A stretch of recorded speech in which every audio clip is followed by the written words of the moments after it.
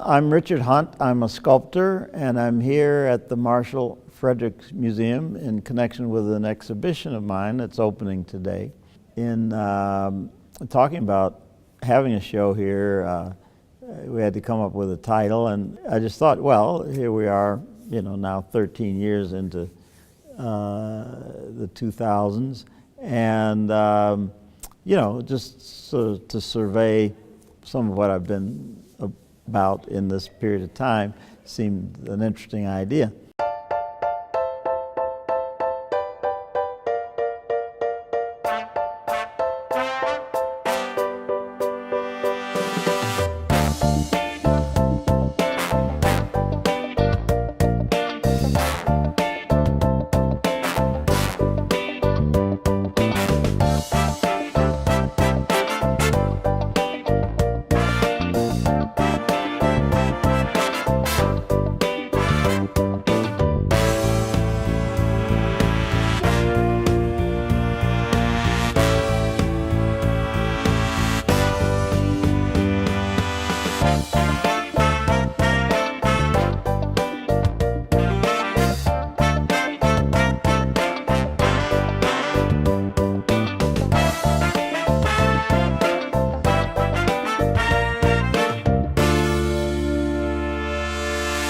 I was born and grew up for the most part in Chicago, Illinois, on the south side of Chicago, Woodlawn, Englewood neighborhoods.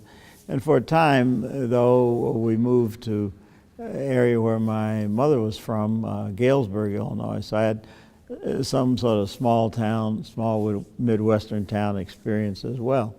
But it was being in Chicago that gave me the opportunity, to go to the Schoolyard Institute, to their junior school while I was in 7th, 8th grade and through high school, and then actually to go there to college, to the Schoolyard Institute's college.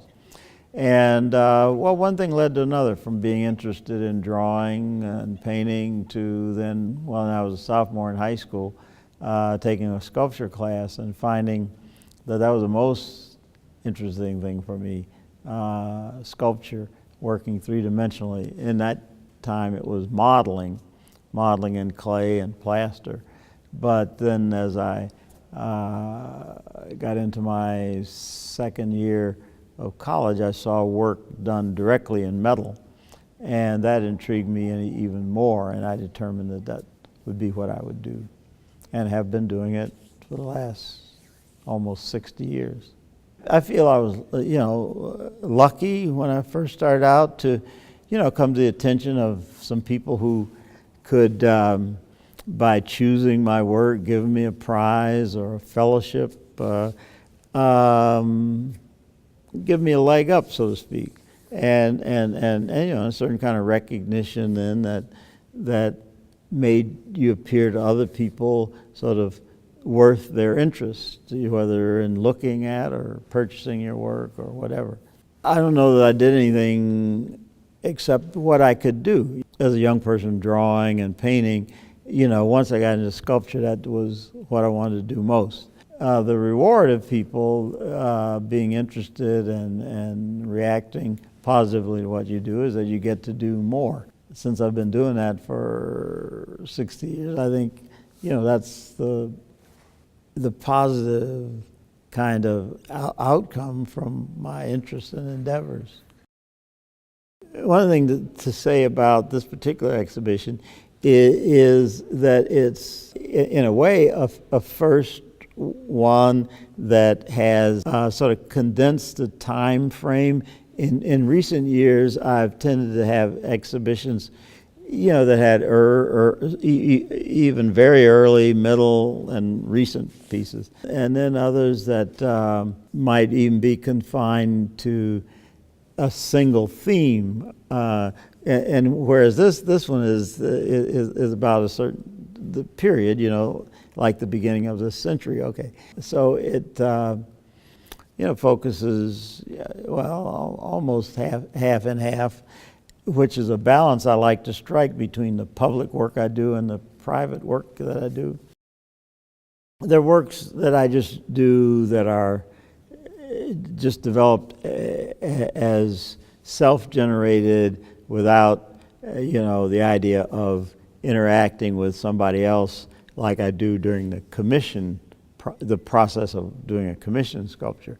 So those I might just start with some material and a rudimentary idea, and then start to grow it in a spontaneous, improvisatory way. Commissions, I start with a dialogue with whoever's interested in commissioning it, an individual or group, and then develop sometimes drawing, more often what I call three-dimensional sketches, things in wax or some material that'll render them in the third dimension, so that that it's there to look at in the round. I find that it's easier to develop and visualize something from a three-dimensional model rather than a sketch or drawing. Both the scale and the kind of composition comes out of developing some sort of dialogue with the space that the piece is going to inhabit, so that in contrast to something that I'm just doing as an experiment, as a studio, like I say, self-directed piece. It's how the parts of the piece relate to one another. But there's the added thing of placing the piece in a space that has something to do with what it's going to look like, how it's going to be viewed. So that, like I say, that makes you determine things like proportions based on whether somebody's going to be looking up at it or looking at it from a distance, and then how it relates to the surrounding, whether it's has enough volume to assert itself in some very active surrounding, where there's either a lot of buildings or a lot of trees or something. So those are all considerations that weigh on some of the artistic choices that I'd make. One of the things about projects I've done is that I have this interest in history, and oftentimes, like the larger scale pieces I do, deal with illuminating, just through their presence, their commission to be something that commemorates something or draws attention to something or something or some person or some area of activity. Okay, so I try to do some historical research that might give me sort of visual things, something you can make, without it being narrative, but that tells the story, something that you can associate with a given place or event, that kind of thing. I found that useful in developing something that both relates to a specific thing and is also, something you can go beyond with in terms of associating things with it or just appreciating it for its visual interest. A piece like the one across the room from us that I call Nile Journey. Well, that's about, I was thinking about the funerary ships that were made in pharaonic times to accompany the pharaohs in the afterlife. And then also there would be mummified birds and a variety of things. So it's like about a trip down or up the Nile. It's about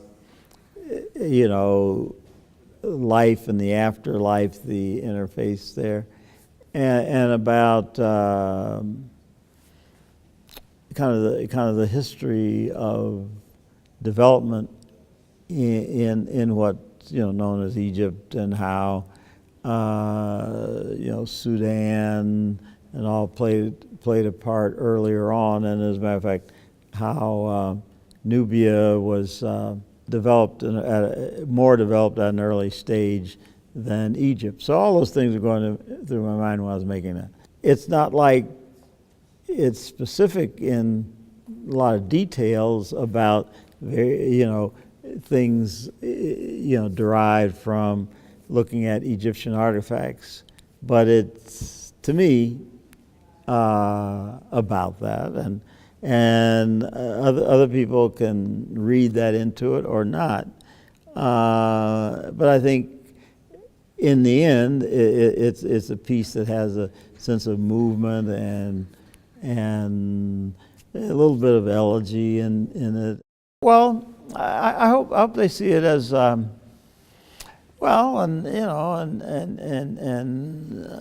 honest effort to make something that's coherent and pleasing and aims at being somewhat provocative as well, and certainly something that brings together a lot of interests into something where the interests are shared in a form that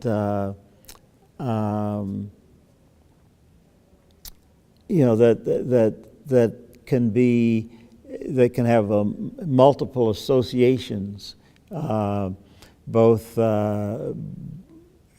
in terms of things that happened over a period of time, historical time, as well as kind of what's happening today. Sort of bringing things out of the past into the present and hopefully the future, and